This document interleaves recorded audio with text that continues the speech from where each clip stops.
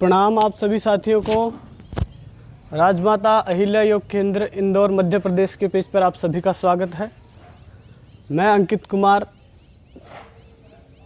जयपुर राजस्थान से आप सभी का स्वागत करता हूं आज की हमारी नियमित योग कक्षा में। राजमाता अहिल्या योग केंद्र 21 जून षष्ठम अंतर्राष्ट्रीय योग दिवस के उपलक्ष्य से आप सभी तक नियमित निःशुल्क योग कक्षाएं उपलब्ध करवा रहा है। ये एक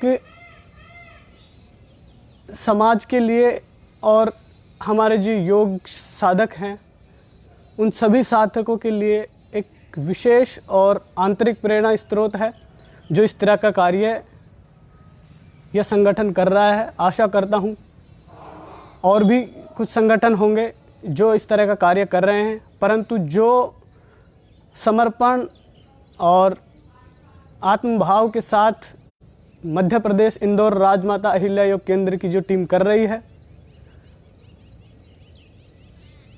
वह कार्य सराहनीय है और विशेष उपलब्धि की ओर यह कार्य धीरे धीरे अग्रसर हो रहा है। तो मैं अंकित कुमार आप सभी को इस नियमित योग कक्षा में सादर आमंत्रित करता हूं। आज का हमारा अभ्यास, आज की हमारी कक्षा ज्योतिषीय ग्रहों के आधार पर हमें किस तरह से रोग उत्पन्न होते हैं, या हम कहें कि ज्योतिषीय ग्रहों की चाल, उनके किस ग्रह के कौन से स्थान पर रहने से, या हम कहें कि किन किन ग्रहों के प्रभाव से हमें कौन कौन रोग से उत्पन्न होते हैं, कितने समय की अवधि तक ये रोग हमें रोक के रखते हैं, हमें व्याधि से पीड़ा देते हैं। तो आप सभी साथी नियमित रूप से इस पेज से जुड़े रहें। इस पेज पर आप सभी को नियमित रूप से अनुभवी और ज्ञानी, हम कहें कि जिन्हें सच में इस क्षेत्र की समझ है, वो साथी इस पेज पर आप सभी के साथ अपने ज्ञान को साझा कर रहे हैं। तो आप सभी साथी नियमित रूप से राजमाता अहिल्या योग केंद्र के पेज पर नियमित रूप से जुड़ें और अपने साथियों के साथ, संबंधियों के साथ इसे शेयर करें ताकि सभी साथी नियमित रूप से स्वास्थ्य लाभ प्राप्त कर सकें, अपनी स्वस्थ जीवनचर्या की प्रतिज्ञा को संकल्पित कर सकें। तो आइए हम सभी साथी आज की हमारी कक्षा का अभ्यास करते हैं। तो आज की हमारी कक्षा, जिसका अभी आपको हमने बताया कि हम आज किस विषय पर चर्चा करने वाले हैं और फिर उसके बाद हम अपने नियमित अभ्यास पर आएंगे। तो पहला, आप सभी साथी अपने आसन पर विराजमान रहें, अपने दाहिने पैर को फोल्ड करें और अपने मूलबंध के पास लगाएं, उसकी एड़ी को अपने मूलबंध के पास लगाएं। माताएं बहनें अपने बाएं पैर को मोड़ें और अपने एड़ी को अपने मूलबंध के पास ले जाएं और उसके ऊपर दाहिना पैर रखें। जो हमारे पुरुष भाई हैं वो अपना पहला लेग, दाहिना लेग फोल्ड करेंगे और उसके ऊपर अपना लेफ्ट लेग फोल्ड करेंगे। तो ये एक योगिक आसन है। इसमें आपको क्यों बिठाया जाता है? इस आसन में आपको इसलिए बिठाया जाता है कि आजकल की हमारी रोटेशन क्रिया में हमारे बैठने के, चलने के तरीके हैं वो बिल्कुल बदल गए हैं। तो आपको ये एक सिद्ध और एक अनुशासित आसन में आपको बिठाया जाता है ताकि आप सभी को, जो हमारे पुरुष भाई हैं, उन भाइयों को किसी भी तरह की सीक्रेट डिजीज़ जो हम कहते हैं वो ना हो, या हम कहें कि उनके सीक्रेट पार्ट्स पर विभिन्न छोटी छोटी गलतियों से होने वाली बहुत बड़ी बड़ी बीमारियां हैं, उनसे वो बच सके। माताएं बहनें जिन्हें सीक्रेट डिजीज़ होती है, या हम कहें कि यूट्रस से संबंधित समस्याएं होती है, वो साथी इससे बच सकते हैं। तो आपका बैठने का तरीका एक तो पहला सही होना चाहिए, आपकी बैकबोन बिल्कुल स्ट्रेट होनी चाहिए। आप अपने आसन पर जब भी बैठें कोशिश करें, योगी जो भी हमारे योग साधक हैं वो साधक नियमित रूप से एक योगा ब्लॉक का इस्तेमाल करें तो आपकी बैकबोन बिल्कुल रूप स्ट्रेट रहेगी। निश्चित रूप से हम आशा करते हैं कि आपकी बैकबोन बिल्कुल स्ट्रेट रहेगी। तो अब हम अपने आज के विषय पर आते हैं। हमारा आज का विषय नवग्रह प्रभाव। तो हम आप सभी साथियों से आशा करते हैं कि आप सभी साथी अपने अपने पास डायरी पेन अवश्य रखें, ताकि आपको अगर कोई चीज़ लिखने की है तो आप उसे नोट करें। तो आइए हम शुरू करते हैं आज की हमारी नियमित योग कक्षा। तो पहले आप सभी साथी अपने आसन पर विराजमान रहें और मैं भी अपने आसन पर विराजमान हो जाता हूं। अब मैं आपसे थोड़ा सा डिस्टेंस के उस पर रहूँगा, तो मुझे आप सभी के कमेंट अभी प्रेजेंट में पढ़ नहीं पाऊँगा, तो आप सभी साथी अपनी जो भी सवाल हैं कमेंट में छोड़ दें। आप सभी को राजमाता अहिल्या योग केंद्र की ओर से उसके जवाब उपलब्ध करवा दिए जाएंगे, या मैं खुद आपके कमेंट पढ़कर आपके कमेंट के रिप्लाई करके आपके सवालों के जवाब वहाँ पर आपके साथ शेयर करूँगा। तो आप सभी अपने जो भी सवाल हैं अपने कमेंट में ड्रॉप करें। निश्चिंत रहें, आपको सारे सवालों के जवाब दिए जाएंगे। तो आइए हम सभी शुरू करते हैं आज का हमारा नियमित सत्र। आइए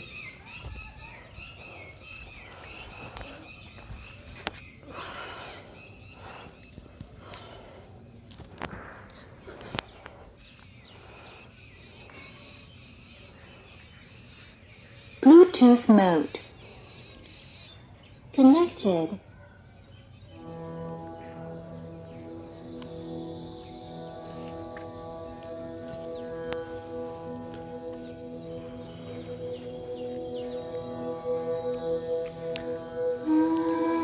तो पहला हमारे ग्रह हैं, 9 ग्रह होते हैं। 9 ग्रह है अपनी अपनी चाल और गति अपने सूर्य के अनुसार तय करते हैं। तो आप सभी साथी अपनी कुंडली अपने जो भी एस्ट्रोलॉजर है, अनुभवी एस्ट्रोलॉजर के साथ शेयर करें। वो आपको ये बताएंगे कि कौन सा ग्रह किस गति से किस युति से चल रहा है। जैसे हम कहते हैं कि शनि जो ग्रह है, किसी के 7.5 लगता है, किसी के 12 मासी शनि लगता है। तो ये शनि सबसे धीमा चलने वाला ग्रह है, जिसकी युति षष्ठम भाव से, या हम कहें कि हमारे कुंडली में जो षष्ठम भाव होता है वो रोग उत्पन्न करता है, उसे रोग भाव से भी उसके नाम से जाना जाता है। तो रोग भाव उस ग्रह के साथ, उस भाव के साथ जो भी ग्रह मैत्रीय संबंधता रखता है, या हम कहें कि हमारे जो कुंडली में जो नीच ग्रह होते हैं, पाप स्थान होते हैं, उन स्थानों पर जब ये ग्रह आते हैं, उनके साथ उनका मैत्री संबंध होता है, तो ये आपके जीवन पर विपरीत प्रभाव डालते हैं। जैसे अगर सूर्य षष्ठम भाव में है तो वो आपको नेत्र रोग की उत्पत्ति करता है। ऐसा पूरा चिट्ठा मेरे पास अवेलेबल है कि कौन सा ग्रह कितने दिनों तक किस बीमारी के साथ आपको पीड़ित देता है, पीड़ा उत्पन्न करता है। और अगर इसी विषय पर हम चर्चा करेंगे तो हम योग अभ्यास से वंचित रह जाएंगे। तो केवल आपको शॉर्ट या हम कहें संक्षिप्त रूप में इसकी जानकारी अवेलेबल प्रदान करते हुए मैं हमारी नियमित योग कक्षा की ओर अग्रसर हूँ। तो पहला हमारा ग्रह है सूर्य। सूर्य ग्रह हमें उत्पन्न करता है नेत्र रोग। सूर्य ग्रह अगर द्वितीय भाव में हो, षष्ठम भाव में हो अथवा द्वादश भाव में हो, तो सूर्य हमें नेत्र रोग, माइग्रेन, या माइग्रेन को हम कहें आधा सीसी की समस्या उत्पन्न करता है, साथ में ज्वर। उन्हें जिस जातक की कुंडली में सूर्य ग्रह है, इन स्थानों पर मैत्री संबंधता के साथ या पाप ग्रहों के साथ मैत्री किए हुए है, तो उन साथियों को क्षय रोग, हम कहें टीबी होने की संभावनाएं रहती है। उन्हें पित्त विकार बहुत अधिक होते हैं। पित्त की वजह से उनके फेस पर पिंपल्स, उनका जी मचलाना, उदर संबंधित विकार उत्पन्न होते हैं। ऐसे बहुत सारे रोग उत्पन्न होते हैं। या हम कहें कि जब पित्त अधिक होता है तो फेस पर पिंपल्स आदि की समस्या होती है, जो धीरे धीरे अगर इसका निदान समय से नहीं किया गया तो ये धीरे धीरे एक चर्म रोग की श्रेणी को ग्रहण कर लेता है और अपने स्तर को बढ़ा लेता है, जिससे व्यक्ति के केवल फेस पर ही नहीं, बाकी अन्य स्थानों पर भी फुंसियाँ, फोड़े होने लगते हैं, साथ में खुजली आदि की समस्याएं होने लगती है। आगे हम करते हैं बात हमारे चंद्र ग्रह की। तो चंद्र ग्रह हमें अनिद्रा या अधिक अनिद्रा में आता है। एक तो व्यक्ति को बिल्कुल निद्रा नहीं आना, वो सोने की कोशिशें करता है, प्रयास करता है, जतन करता है, लेकिन उसे नींद नहीं आती। एक वही व्यक्ति है जिसके चंद्र ग्रह का प्रभाव है, लेकिन एक वो व्यक्ति भी है जिसे बहुत अधिक नींद आती है। तो ये दोनों ही अनिद्रा की श्रेणी में ग्रहण किए गए हैं। यानी कि एक तो बहुत अधिक निद्रा आना या बिल्कुल निद्रा नहीं आना, ये रोग उत्पन्न करता है। साथ में फुंसियाँ, बदहजमी की समस्याएं रहती है, नज़ला, कफ से संबंधित समस्याएं इन्हें होती है, साइनस की समस्याएं होती है जो कफ उत्पन्न करता है, और नज़ला जो कि बिल्कुल भी हल्का सा क्लाइमेट चेंज होता है और उनके जुकाम आदि की समस्याएं होने लगती है।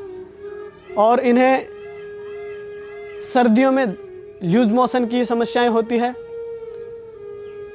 जॉन्डिस होने की इन्हें बहुत अधिक संभावनाएं होती है, और लंबे समय तक इन्हें जॉन्डिस हो सकता है। यह इसके लक्षण इन्हें बहुत धीरे धीरे दिखाई देंगे। जॉन्डिस, इसे सामान्य भाषा में हम पीलिया बोलते हैं। इसमें व्यक्ति के आंखें पीली हो जाती है, उसके नेल्स हैं जो येलो शेडिंग के साथ आने लगते हैं, साथ में उसका चेहरे पर पीलापन आ जाता है। तो इस तरह से बहुत सारे लक्षण हैं जो धीरे धीरे दिखाई देने लगते हैं। साथ में मैं बात करूं, इन ग्रहों से हमें कुछ देवीय प्रभाव जो हम कहते हैं कि ये उन विषयों पर अगर हम चर्चा नहीं करें तो बहुत अच्छा होगा, क्योंकि केवल हमारा विषय रोग आदि का है, तो हम इसी विषय पर चर्चा करते हैं। नेक्स्ट ग्रह है हमारा मंगल। मंगल ग्रह किस तरह से प्रभाव डालता है?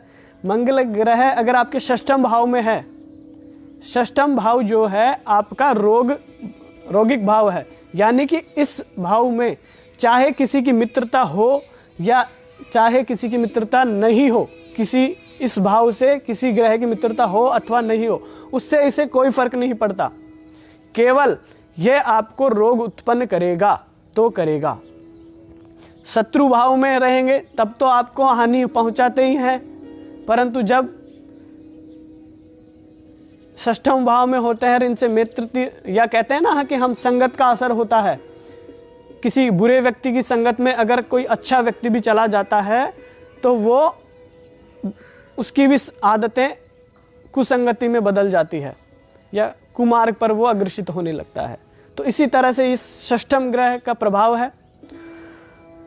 मंगल ग्रह का प्रभाव होता है जब जातक के ऊपर, तो उसके मज्जा दोष होता है, यानी कि उसकी बोन्स हैं वो कमजोर होने लगती है, उनसे मज्जा धातु का क्षय होने लगता है या वो क्षीण होने लगती है, अर्थात उसकी जो बोन्स हैं उनमें स्पेस बनने लगता है, छोटे छोटे छिद्र होने लगते हैं। इन्हें भी पितृदोष अधिक होता है, चर्म रोग की समस्याएं होती है, विशेष ये दांत के रोगों से बहुत अधिक पीड़ित होते हैं, यानी कि इनके दांत में या तो हम कहें कि सेंसिटिविटी जो होती है, चीस चलना, दांतों में हम ठंडा पानी पीते हैं वो लगना, ऐसी समस्याएं बहुत अधिक इनके साथ होती है। इनके बाएं कर्ण में या हम कहें कि कर्ण रोग इनके बहुत अधिक होता है, या जिन साथियों के कान में पानी आता है, मवाद आता है, उन साथियों को मंगल ग्रह दोष की संभावनाएं होती है। इन्हें यूरिन से संबंधित समस्याएं होने लगती है और इन्हें स्टोन की समस्याएं भी होती है। इसी क्रम में हमारे अगला ग्रह है बुध ग्रह। बुध ग्रह की हम चर्चा करें तो बुध ग्रह अगर षष्ठम भाव में होता है तो व्यक्ति को मिर्गी के दौरे पड़ते हैं, मानसिक भ्रम उत्पन्न होते हैं, साइकोलॉजिकल डिसऑर्डर्स होने लगते हैं। साथ में इन्हें फीवर की समस्या होती है, जैसे सूर्य ग्रह के षष्ठम भाव या द्वादश भाव में होने पर जब व्यक्ति को हल्का क्लाइमेट चेंज होते ही नज़ला की समस्या होती है, तो उसी प्रकार इन साथियों के साथ समस्याएं उत्पन्न होने लगती है। इन साथियों को समस्या होती है कि जब ये हल्का सा भी क्लाइमेट चेंज होता है तो इन्हें फीवर की समस्या होती है, बुखार बहुत अधिक आता है, इन्हें बोलने में परेशानी होती है, तुतलाहट इनकी वाणी में उत्पन्न रहता है और इन्हें गर्दन से संबंधित रोग या हम कहें गलगंड आदि की समस्याएं इनके जीवन में उत्पन्न होती रहती है। यानी कि इन्हें इनकी वाणी से संबंधित समस्याएं होती है। दूसरे प्रभाव से हम देखें तो ये कटु वचन बोलने का अभ्यास करते हैं। ये बोलना चाहेंगे भी आपसे प्रेम से, लेकिन इनकी ग्रह की दशा और स्थिति के अनुसार, गोचर के अनुसार इनका व्यवहार आपको अटपटा लगेगा। ये कितना भी अच्छा कर रहे, लेकिन इनका परिणाम इन्हें विपरीत ही मिलने का संभावनाएं बहुत अधिक रहती है। यानी कि ये कहेंगे कुछ और, लोग उसका मतलब कुछ और निकालेंगे, कुछ ऐसी समस्याएं इनके साथ उत्पन्न होती है। अगला ग्रह हमारा गुरु, जिसे हम बृहस्पति के नाम से भी जानते हैं। तो गुरु ग्रह यदि पाप ग्रह से युक्त हो या पाप स्थान से युक्त हो तो आंतों से संबंधित शिकायतें होने की उसे बहुत संभावनाएं होती है, या हम कहें आंतों में अल्सर होने की संभावनाएं होती है। उन्हें बहुत अधिक कमजोरी महसूस होती है। उनके आंतों में अल्सर होते हैं तो उनका भोजन ठीक रूप से पचित नहीं होता, पाचन क्रियाएं उसकी उस तरीके से चल नहीं पाती, तो उसे न्यूट्रिएंट्स और मिनरल्स अच्छी तरह से वो रिक्रिएट नहीं कर पाती, जिससे उन्हें चक्कर आदि की समस्याएं उत्पन्न होने लगती है।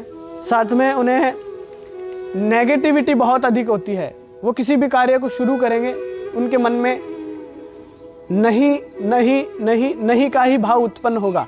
वो कभी किसी भी कार्य को करने से पहले अपने आत्मसंयम, अपने आत्मबल से किसी भी कार्य को नहीं कर पाते। साथ में उन्हें ब्लड प्रेशर से संबंधित समस्याएं होंगी, और वर्तमान समय में हम देखें तो ब्लड प्रेशर से संबंधित समस्याएं हर दूसरे तीसरे व्यक्ति को है। तो इस ब्लड प्रेशर से संबंधित समस्या से छुटकारा पाने के लिए जो विशेष प्राणायाम और यौगिक उपचार हैं उनका भी हम अभ्यास करेंगे।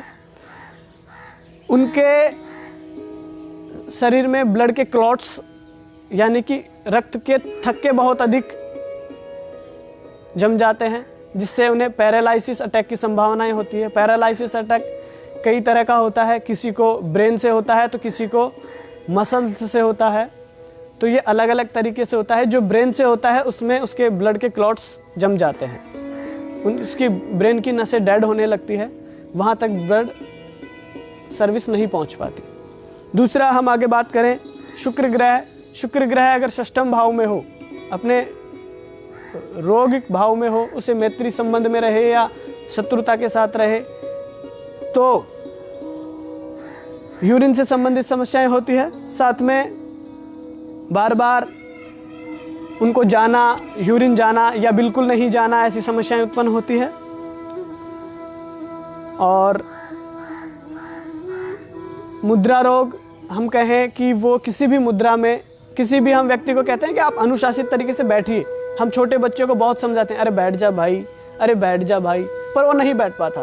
तो ऐसी समस्याएं उसके साथ उत्पन्न होने लगती है।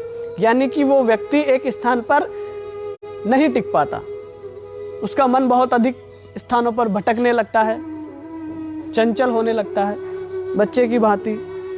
गले में गलगंड रोग होने की समस्याएं बहुत अधिक रहती है। शरीर पर विशेष तरह के निशान दिखाई देने लगते हैं, कभी वाइट, कभी बिल्कुल ब्लैक, इस तरह की उन्हें स्पॉट्स की समस्या होने लगती है। माताएं बहनों में ब्रेस्ट कैंसर की समस्याएं उत्पन्न होने लगती है। और साथ में श्वसन संबंधित समस्याएं इन्हें होती है, या हम कहें दमा, अस्थमा आदि की समस्याएं इन्हें उत्पन्न करता है। अगला हमारा ग्रह है शनि। जिससे हर कोई डरता है। बाकी ग्रहों से भी डरना चाहिए, ऐसी बात नहीं है, परंतु जो शनि ग्रह है ये क्या है कि सबसे धीमी गति के साथ चलता है। यह बहुत न्यूनतम गति के साथ अपनी अगले ग्रह में प्रवेश करता है, अगली कक्षाओं में बहुत धीमे धीमे बिल्कुल स्लोली गति के साथ आगे चलता है। इसीलिए किसी जातक के कुंडली में यह 12 महीने का होता है, किसी के 7.5 होता है, किसी के उससे भी अधिक समय तक होता है।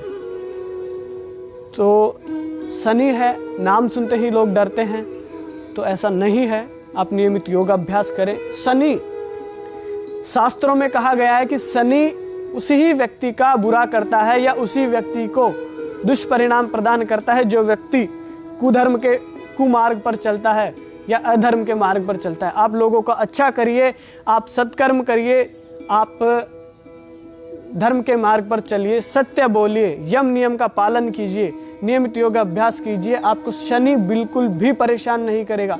कुछ लोगों को हमने देखा है कि उनके ऊपर भी शनि की दृष्टि होती है, परंतु वो लोग बिल्कुल सुखी होते हैं, क्योंकि वो अपने आचरण से, अपने चरित्र से लोगों की सहायता करते हैं, सत्य यम नियम का पालन करते हैं, सत्य का पालन करते हैं। अगला हमारा ग्रह है राहु और केतु। राहु और केतु भी बहुत अधिक दुष्परिणाम हमें प्रदान करते हैं। जिन साथियों को राहु और केतु पाप ग्रह में से युक्त हो, पाप स्थान से युक्त हो, तो कुष्ठ रोग की समस्याएं होने लगती है, हृदय से संबंधित समस्याएं होने लगती है, अटैक आने की उन्हें संभावनाएं होती है, शरीर पर खुजली बहुत अधिक होने लगती है, या हम कहें शरीर पर दाने निकलना उनके लिए आम बात होती है। हैजा से संबंधित शिकायतें उन्हें होने की संभावनाएं रहती है, और इन सभी संभावनाओं के उन्हें जो रोग होते हैं वो उन ग्रहों की गतियों के ऊपर निर्धारित होते हैं कि जब तक ग्रह आपके स्थान पर रहेगा, अपने उस भाव के साथ मिला हुआ रहेगा, तो वो आपको उतने समय तक अधिक पीड़ा पहुंचाएगा।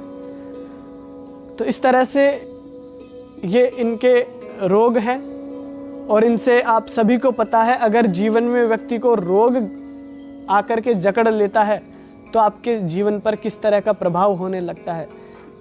दिन में आपको दिन नहीं पता चलता, भूख में भूख का पता नहीं चलता, आपके आसपास क्या हो रहा है आपको बिल्कुल खबर नहीं होती। केवल आप अपने डॉक्टर के पास जाने से, अपनी दवाइयों से और अपने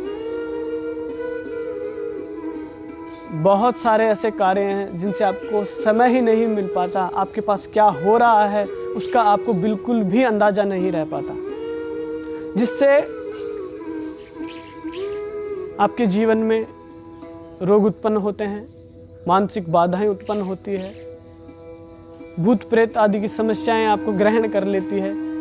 मैं खुद एस्ट्रोलॉजर से रिलेटेड हूं, लेकिन मैं भूत प्रेत आदि बाधाओं में आप सभी को विश्वास करने के लिए आश्वस्त नहीं करूंगा, क्योंकि वो समय अलग था जब लोगों को भूत प्रेत या धर्म आदि की सहायता से जोड़ करके सत्मार्ग पर चलने की या स्वस्थ जीवनचर्या जीने की और अग्रसर करवाया जाता था। आज लोग प्रमाण मांगते हैं, तो प्रमाण आपको बता दें, अगर आप मंदिर में जाते हैं और उस पुजारी से जब वो आपको चरणामृत देता है तो आप लेते हैं, तो उसमें भी आपके एंटीबैक्टीरियाज होते हैं, उसमें वो क्षमता होती है कि वो आपके बैक्टीरिया को खत्म कर सकता है। तो ये चीजें पहले ऑलरेडी साइंटिफिक है, इन पर रिसर्च भारत में हो चुके हैं, विदेशों में आज इन पर रिसर्च हो रहे हैं। तो आप सभी साथी इन क्रियाओं को, अंधविश्वासों में ना गिने तो बहुत अधिक आपके लिए लाभदायक होगा। हाँ, कुछ कुरीतियां हमारे समाज में रही जिन्हें ज्योतिष से या धर्म से जोड़ दिया गया, उन्हें समय के साथ बदलना बहुत ज़रूरी है। तो खैर, अगर हम इस पर चर्चा करें तो बहुत लंबा विषय है। तो आइए हम शुरू करते हैं आज का हमारा अभ्यास। अब इन रोगों से हम कैसे बच सकते हैं, तो आपको एक छोटा सा पैकेज आज मैं लेकर आया हूँ आपके पास, जिसमें आप अभ्यास करेंगे ताड़ासन, सूर्य नमस्कार और छोटे छोटे सूक्ष्म व्यायाम, और साथ में अद्भुत प्राणायामों का हम अभ्यास करेंगे। तो आइए, पहले हम योग सत्र शुरू करने से पहले, ये हमारी चर्चा थी हमारे ग्रहों के प्रभाव, उनसे उत्पन्न होने वाले रोगों पर। अब हम शुरू करेंगे हमारी योग कक्षा, जो 30 मिनट की रहेगी। इस कक्षा में हम अभ्यास करेंगे। तो आप सभी अपने अनामिका, अपनी फर्स्ट फिंगर को अपने थंब के टॉप से टच करें। मुद्राओं का अभ्यास आप नियमित रूप से करें, 25 से 30 मिनट, 40 मिनट। अद्भुत लाभ प्रदान करती है मुद्राएं। चिन्मय मुद्रा का हम अभ्यास करेंगे, ज़्यादातर प्रणाम और प्राण मुद्रा और चिन्ह मुद्रा का हम अभ्यास करते हैं। तो आज हम अभ्यास करेंगे चिन्मय मुद्रा का। चिन्मय मुद्रा आपको अपने थंब के टॉप से लगाना है, अपनी अनामिका के टॉप को इस तरह से केवल स्पर्श करना है। दोनों उंगलियों को, अंगूठे को और उंगली को स्पर्श करना है। बाकी 3 फिंगर्स को हम फोल्ड करके रखेंगे, दोनों हाथ घुटनों पर रहेंगे। आपको बता दूं, जो साथी इस तरह से अपने हाथों को रखते हैं या फिर इस तरह से प्राण मुद्रा का अभ्यास करते हैं, वो बिल्कुल गलत है। क्योंकि जब आप आपको योग अभ्यास करते हैं तो आपको ये निर्देश दिया जाता है कि आप अपने आसन पर बैठें। क्यों? क्योंकि आपके अंदर जो एनर्जी रिक्रिएट होती है, रिड्यूस होती है, वो अर्थ डिजर्व कर लेता है, उसे एक्सचेंज करने लगता है। वो हमारी पूरी एनर्जी हमारी भूमि के अंदर ट्रांसफ़र हो जाती है। हमारा शरीर हमारे पंच तत्वों से निर्मित है और पंच तत्वों में हमारी भूमि आती है, फ्लोर आता है। तो इसलिए हम जब इस तरह से करते हैं तो हमारी जो पॉजिटिविटी की एनर्जी है वो पूरी ट्रांसफ़र होने लगती है। इसलिए हम इस तरह से करते हैं, अपने आसन बिछा करके बैठते हैं। बहुत सारे ऐसे नियम हैं जो बिल्कुल वैज्ञानिकता के साथ प्रमाणित हैं। तो आइए हम अभ्यास करेंगे चिन्मय मुद्रा का। अपने दोनों टॉप को इस तरह से टच करें, 3 फिंगर्स को फोल्ड करें, हथेली आसमान की ओर इस तरह से रहेगी। पहले हम योगासन मंत्र का अभ्यास करेंगे। आंखें बंद, लंबी गहरी 5 श्वासों का अभ्यास करेंगे। डीप इनहेल और एक्सहेल।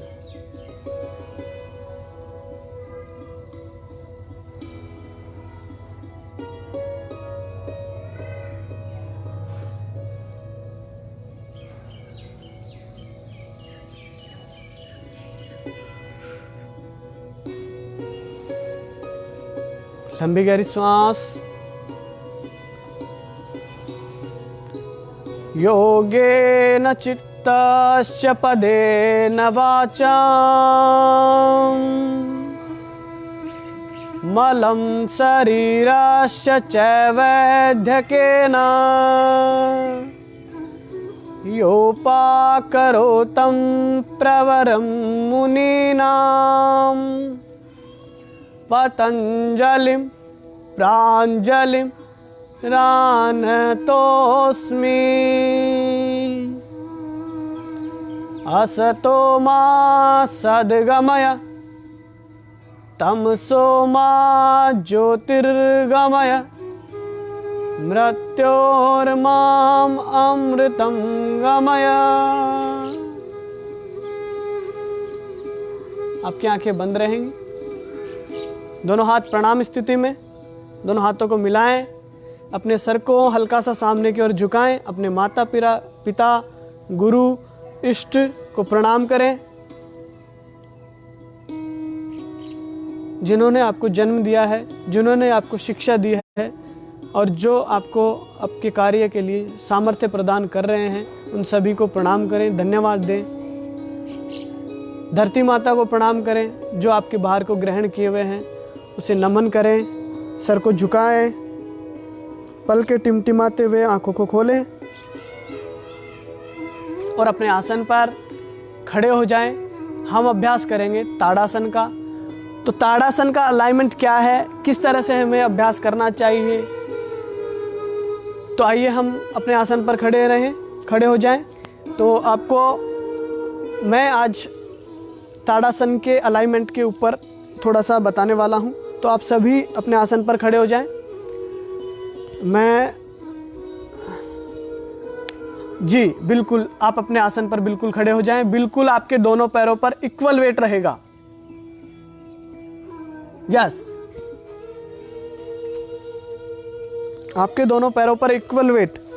आप अपने दोनों पैरों के पंजों में 2 से 2.5 इंच का डिस्टेंस रखेंगे।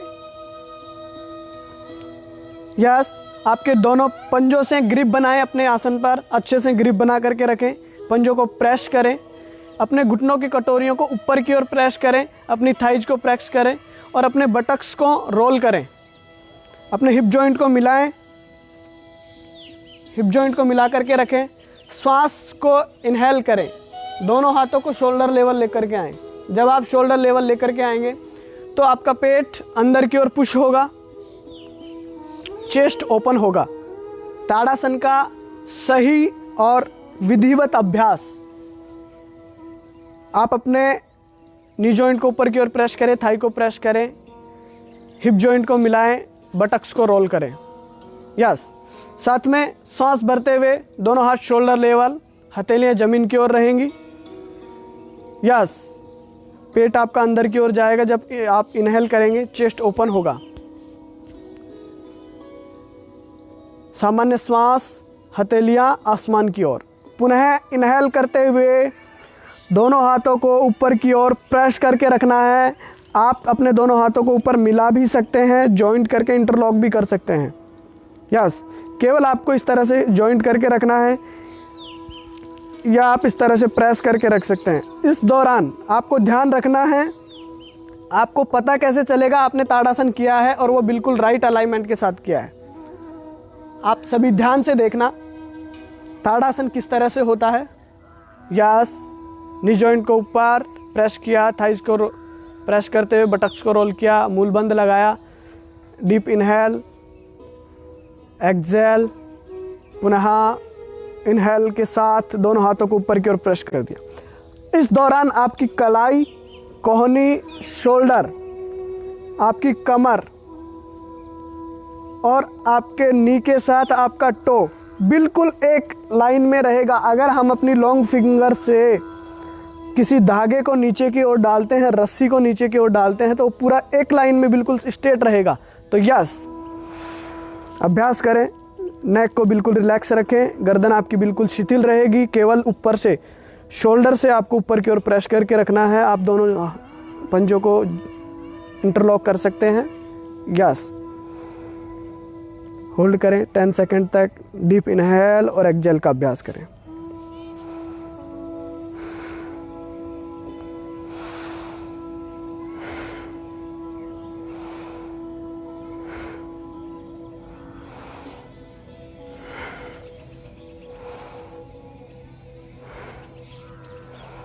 एक्सेल करते हुए रिलैक्स, दोनों हाथ शोल्डर लेवल। यस, हथेलियां जमीन की ओर। Exhale and relax. ताड़ासन आपकी प्रत्येक बॉडी पार्ट को प्रेस करता है, आपकी मांसपेशियों में खिंचाव उत्पन्न करता है, जिससे शिथिल होने लगती है। योगाभ्यास से पूर्व आप जॉगिंग के साथ ताड़ासन का अभ्यास करें।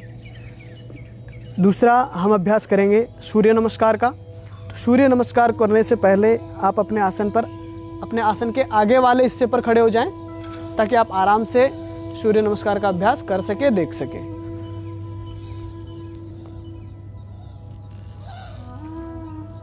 यस, सूर्य नमस्कार के लिए आप अपने आसन के आगे वाले छोर पर रहें। हम 2 चक्र सूर्य नमस्कार के करेंगे। पूरे वैदिक मंत्रों के साथ इसका अभ्यास करेंगे। यस, अपने पैरों से ग्रिप बनाएं अच्छे से। वही ताड़ासन की तरह आपको यहाँ पर खड़ा होना है। बिल्कुल दोनों पैरों पर इक्वल वेट। ये सम स्थिति है आपकी स्थिति प्रणाम में आने के लिए, यानी कि एक काम प्रणाम स्थिति। ओम मित्राय नमः।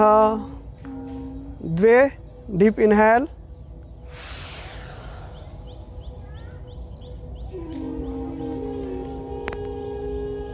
त्रीणी एक्सहेल। अपने दोनों हाथों को अपने दोनों पैरों के साइड में रखें, यानी कि आपकी जो 10 उंगलियां पैरों की और 10 उंगलियां हाथों की एक लाइन में रहेंगी। यस, हथेलियों को टिकाएं। जो साथी हथेली नहीं टिका सकते वो अपने नी को बेंड कर सकते हैं। इनहेल करते हुए पुनः एक लेग पीछे की ओर लेकर के जाएंगे, अश्व संचालासन। चत्वारी, ऊपर की ओर आपको देखना है, अपने नी को पीछे जो लेग गया है उसके नी को आपको फ्लोर से टच रखना है और प्रेस करके रखना है। यस। चत्वारी एक्सहेल, दंडासना। आपकी दृष्टि आपके 4 कदम सामने की ओर रहेगी। आपका पूरा शरीर इक्वल रहेगा, ना आपको नीचे रखना है ना आपको ऊपर, बिल्कुल यहाँ पर एक लाइन में रखना है बना करके। यस, सामने 4 कदम की दूरी पर देखना। 5 ब्रीदिंग के साथ होल्ड करना। 1 2 3 4 5। एक्सहेल, नी फोल्ड करें, फ्लोर से टच करें, हिप्स को ऊपर की ओर प्रेस करें और चेस्ट को अपने फ्लोर से लगाएं। यस, साष्टांग नमन। एक्सहेल के साथ आप अपनी चिन भी लगा सकते हैं, अपनी ठोड़ी भी, या अपना फोरहेड भी लगा सकते हैं इस तरह से। यस। डीप इनहेल, पंजे पीछे से फ्लैट करें और भुजंगासन में जाएं। यस। भुजंगासन में आपको अपनी एल्बो बिल्कुल स्ट्रेट कर देनी है, शोल्डर को पीछे की ओर रोटेट करना है इस तरीके से।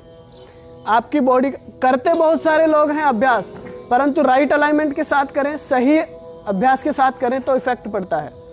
अगर आप उसका अभ्यास अलाइनमेंट के साथ नहीं करते, उसे फील नहीं करते, तब तक आपको उसका बेनिफिट नहीं मिलेगा। मेहनत 2 लोग करते हैं, घोड़ा भी रेस में मेहनत करता है और गधा भी दिन भर खेत में काम करता है, लेकिन महत्वपूर्णता या प्रसिद्धि किसे मिली हुई है? घोड़े को। लोग घोड़े को ज़्यादा पसंद करते हैं। तो इसी तरह से है, मेहनत दोनों लोग करते हैं, मेहनत हम भी करते हैं, मेहनत वो लोग भी करते हैं दूसरे, परंतु राइट अलाइनमेंट के साथ सही दिशा में अगर हम मेहनत करें तो हमें लाभ जरूर प्राप्त होता है। शोल्डर को पीछे की ओर रोटेट करके रखें, पीछे से पंजे को पीछे से आपकी एड़ियां मिली हुई रहेंगी। यस। डीप इनहेल और एक्सहेल। एक्सहेल करते हुए माउंटेन पोज में जाएं। माउंटेन पोज में जाने के बाद आपको अपनी कलाइयों से शोल्डर को पीछे की ओर प्रेस करना है, हील्स को फ्लोर से टच करना है और हिप को ऊपर की ओर प्रेस करके रखना है। यस। जिन साथियों को बैकबोन में बैंड है या कर्व बना हुआ है, स्ट्रेट नहीं हो पाती, वो अपने दोनों हाथों के मध्य में यहाँ पर देखेंगे। बाकी सभी साथी अपनी नाभि को देखने का प्रयास करेंगे। यस। डीप एक्सहेल के साथ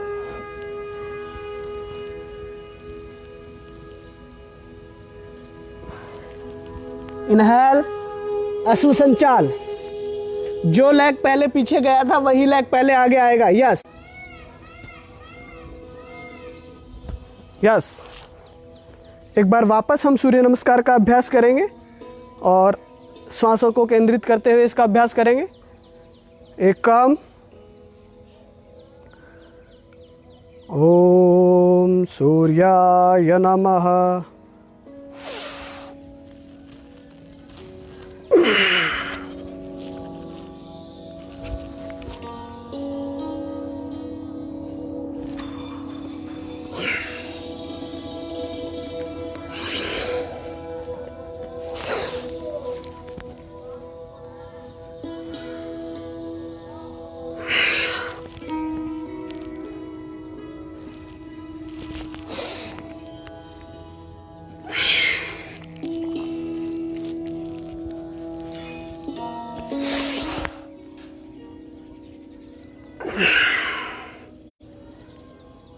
रिलैक्स।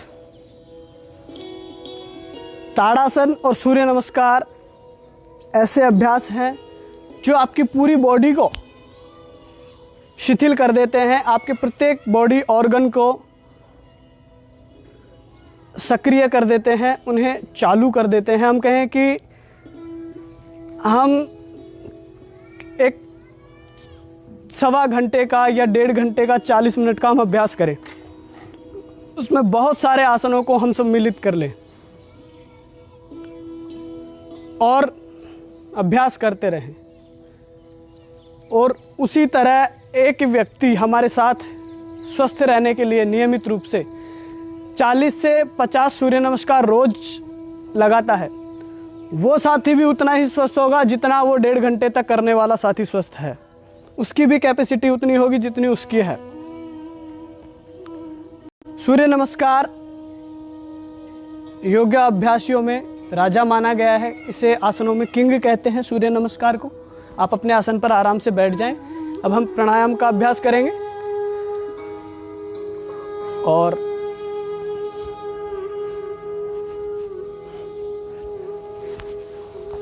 अगर आप अपने पास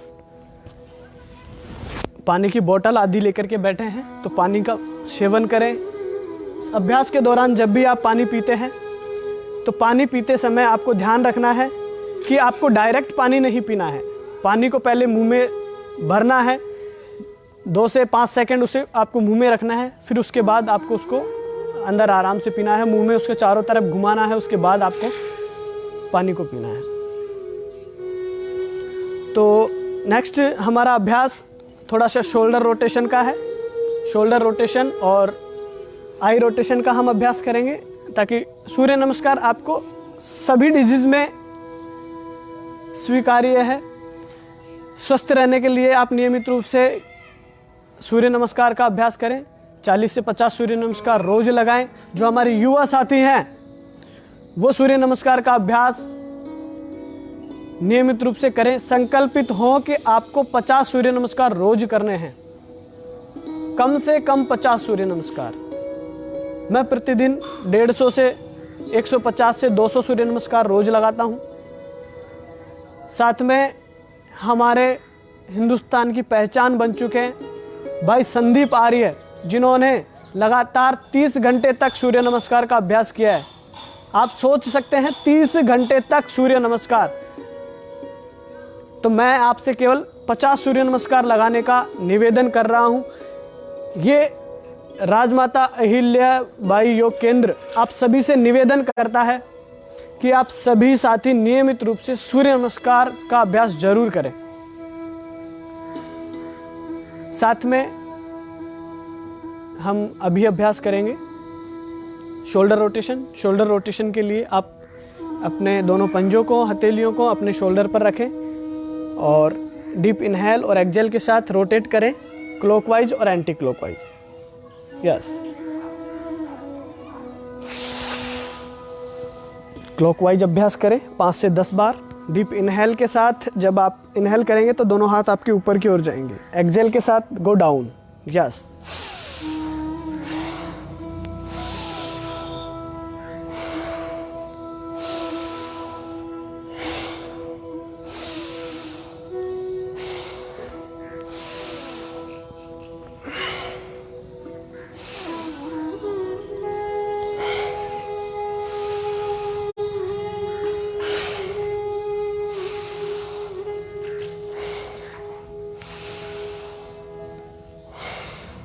yes, anti clockwise.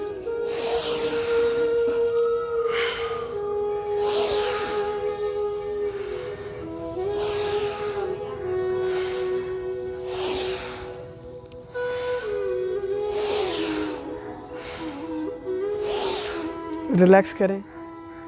Yes, shoulder rotation.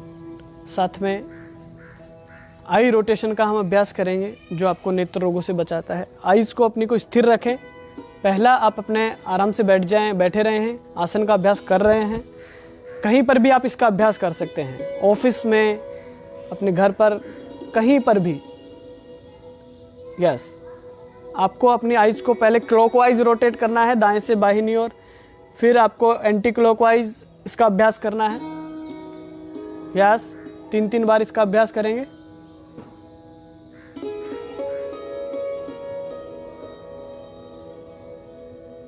यहीं से आप क्रॉसवाइज इसका अभ्यास करें 3 बार। जितना हो सके पूरा देखने का अभ्यास करें बिना गर्दन को टर्न किए। यस, क्लॉकवाइज एंटी क्लॉकवाइज दोनों तरफ से, ऊपर नीचे, बिल्कुल ऊपर नीचे देखने का अभ्यास करें। यस, आंखों को बिल्कुल प्रेस करें और जितना दूर हो सके उतनी दूर देखने का अभ्यास करें। एक बार वापस,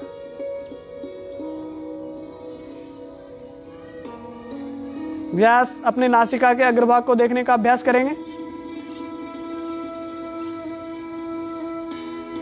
तो इस तरह से आप आई रोटेशन का अभ्यास करें। अपने आंखों को स्वस्थ रखने के लिए आप इन्हें ठंडे पानी से दिन में 3 से 4 बार धोएं। नियमित रूप से अभ्यास करते रहें।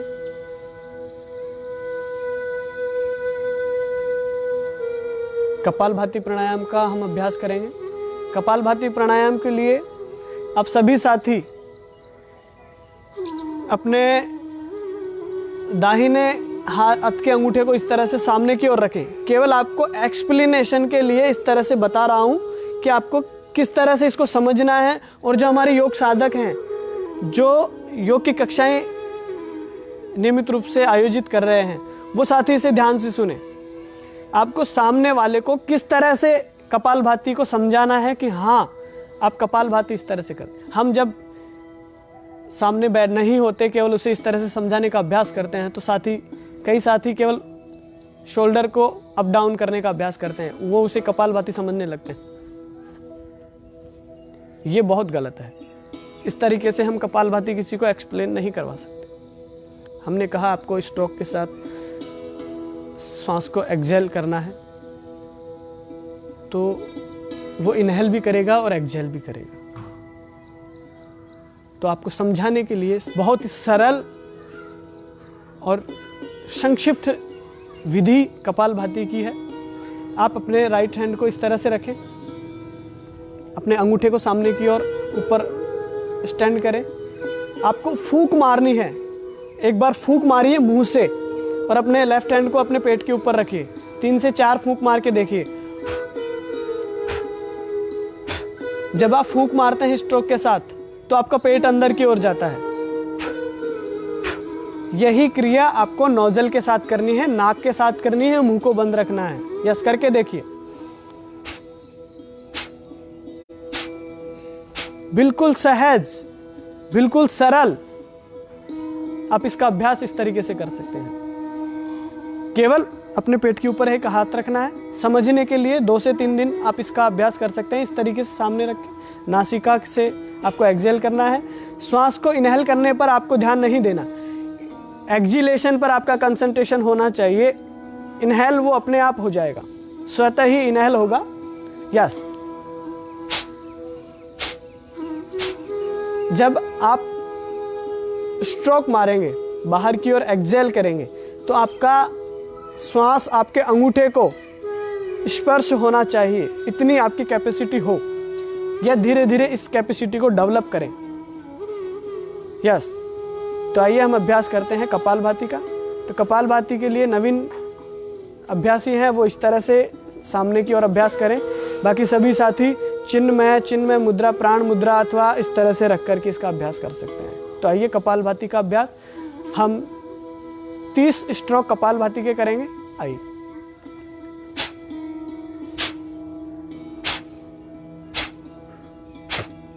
पर सेकंड के साथ आप इसका अभ्यास करें। जिन साथियों को कपालभाति करते समय पेट में दर्द होने लगता है या चक्कर आदि की समस्याएं उत्पन्न होने लगती है, वो साथी पहले अपने चिकित्सक से मिलें, उससे परामर्श लें, उसका कारण जानें कि क्या आपको क्या और प्रॉब्लम है जिसकी वजह से आपको कपालभाति के दौरान कमजोरी महसूस होती है। कपालभाति में प्राणायाम है, क्रिया है, आपको स्ट्रोक के साथ इसका अभ्यास करना है।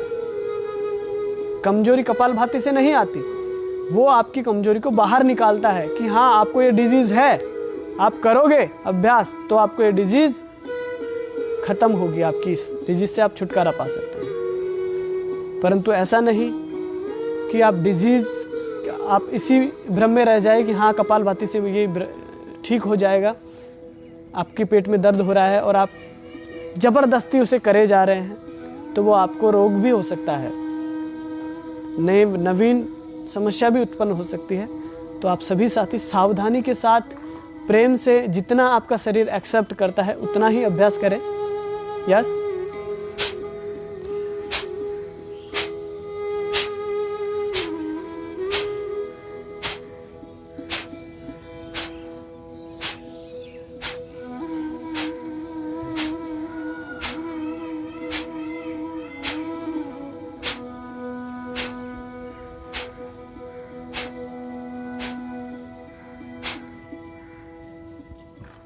कपालभाति आपके ब्रेन को स्ट्रॉन्ग करता है। इसके नाम से स्पष्ट है, कपालभाति।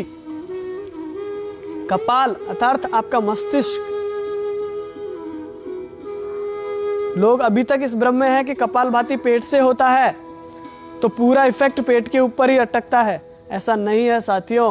कपालभाति वो क्रिया है जिसे प्राणायाम का दर्जा मिला हुआ है, इसे प्राणायाम की श्रेणी में रखा गया है।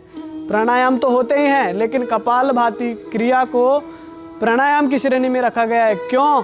क्योंकि ये आपके ब्रेन को स्ट्रॉन्ग करता है, आपके मानसिक संतुलन को बनाए रखता है कपालभाति। बाकी पेट से होता है तो आपके पाचन संबंधित क्रियाओं को ठीक करता है, साथ में आपकी आंतों को मजबूत करता है। तो नियमित रूप से कपालभाति का अभ्यास करें। जिन साथियों को कैंसर जैसी समस्याएं हैं वो साथी 15 से 20 मिनट, आधा घंटा तक इसका अभ्यास करें, परंतु अभ्यास के दौरान 5 मिनट 10 मिनट का अंतराल आपके इन अभ्यास के बीच में होना चाहिए। 5 मिनट का आपने अभ्यास किया, 2 मिनट आपने रेस्ट किया, फिर आपने 5 मिनट अभ्यास, इस तरह से आपका अभ्यास होना चाहिए। आप कंटिन्यू इसका अभ्यास नहीं करें तो ज़्यादा बेस्ट है। अंतराल दे करके, स्पेस दे करके आप इसका अभ्यास करें।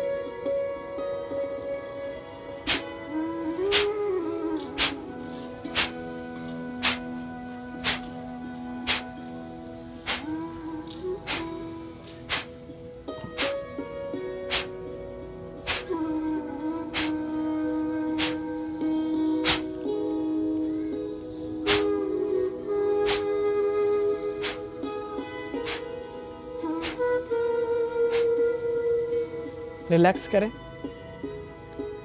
आप इन अभ्यासों के साथ भ्रामरी प्राणायाम, नाड़ी शोधन, अनुलोम विलोम आदि का अभ्यास करें।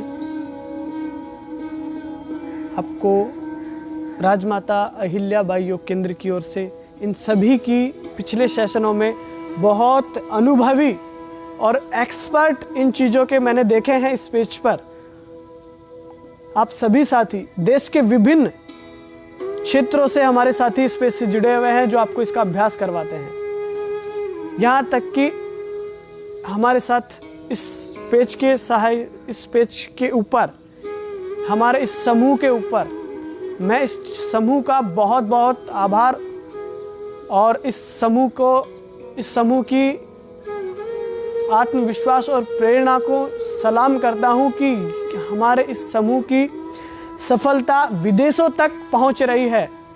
कल ही हमारे 43 हमारा नंबर का सेशन था। उस सेशन में इंडोनेशिया से योग साधिका जुड़ी थी। सच में आपकी इस मेहनत और आपकी लगन को प्रणाम सलाम करता हूं। आप सभी साथियों से निवेदन करता हूं, साथ में जो भी साथी इस सेशन को देख रहे हैं वो साथी अधिक से अधिक अपने साथियों के साथ शेयर करें ताकि सभी साथी स्वास्थ्य लाभ प्राप्त कर सकें।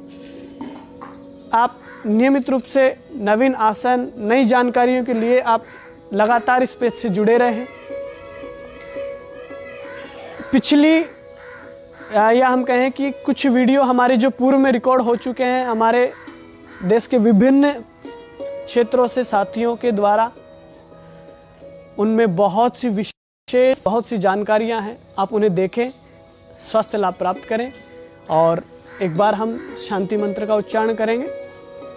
तो आइए शांति मंत्र का उच्चारण करते हैं। प्राण मुद्रा का अभ्यास करें। आंखें बंद, लंबी गहरी सांस।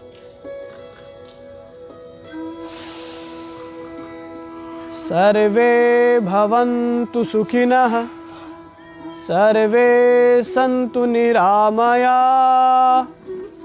सर्वे भद्राणि पश्यन्तु, मा कश्चित् दुःखभाग् भवेत्। ॐ शान्तिः शान्तिः शान्तिः। आंखें बंद करें, दोनों हाथ प्रणाम स्थिति में आंखें बंद रहेंगी। अपने माता पिता गुरु इष्ट को प्रणाम करें, धरती माता को प्रणाम करें, दोनों हथेलियों को रफ करें और कूप बना करके आंखों पर लगाएं, होल्ड करके लगाएं, फोल्ड करें हथेलियों को, एक बार वापस अच्छे से रफ करें। यस, हथेलियों को देखते हुए, पलकों को टिमटिमाते हुए आंखों को खोलें। आपको इस तरह से उसका अभ्यास करना है। जब भी आप हथेलियां रफ करते हैं तो कोशिश करें अपने हथेलियों को इस तरह से मूव करें। आपके यहाँ पर स्पेस होना चाहिए, गड्ढा बन जाएगा, उसे इस तरह से प्रेस करके रखें। आंखों को प्रेस नहीं करना है, केवल हथेली को प्रेस करना है इस तरीके से कि आपकी आंखों पर दबाव ना आए, केवल गर्माहट आपकी आंखों को मिले। उसका अभ्यास करें। नियमित रूप से पेज से जुड़े रहे हैं। नई नवीनतम जानकारियों के लिए आप हमारे इस पेज से जुड़े रहे। मैं बहुत बहुत आभारी हूँ राजमाता अहिल्या बाई योग केंद्र इंदौर का, जिन्होंने मुझे अपने इस पेज पर आमंत्रित किया, मुझे अपने अनुभव शेयर करने का मौका दिया। बहुत बहुत आभार आप सभी का, आप सभी साथियों का बहुत बहुत आभार। मैं आप सभी से निवेदन करता हूं, अगर भविष्य में आपको किसी भी तरह की सेशन की संबंधित, ज्योतिष से संबंधित या योग से संबंधित किसी भी जानकारी की आप सभी साथियों को ज़रूरत हो, किसी भी समय आप मुझे संपर्क कर सकते हैं। आप मुझे आदेश दे सकते हैं कि भाई साहब आपको ये कार्य करना है, आपको इस तरह से हमारे समूह के साथ मिलकर के ये कार्य करना है। मैं आपके समूह के साथ बिल्कुल कंधे से कंधा मिला करके खड़ा हूँ। आप जब भी मुझे मौका देंगे मैं ज़रूर आपके साथ आकर अपने अनुभव शेयर करूँगा, अपनी जानकारियाँ शेयर करूँगा। आप सभी का बहुत बहुत आभार, प्रणाम। साथ में सुनील सर का बहुत बहुत प्रणाम, बहुत बहुत आभार सर आपको। तपन सर, पूरे समूह का, पूरी टीम का बहुत बहुत आभार, प्रणाम। जय श्री श्याम, जय श्री कृष्णा। अपने घर पर रहें, सुरक्षित रहें, stay home, stay safe. Yoga, every medicine, your life. आपके जीवन की सभी दवाएं इस योग में निहित है। आप इसे नियमित रूप से कृत संकल्पित हों, इसका अभ्यास करें। प्रणाम।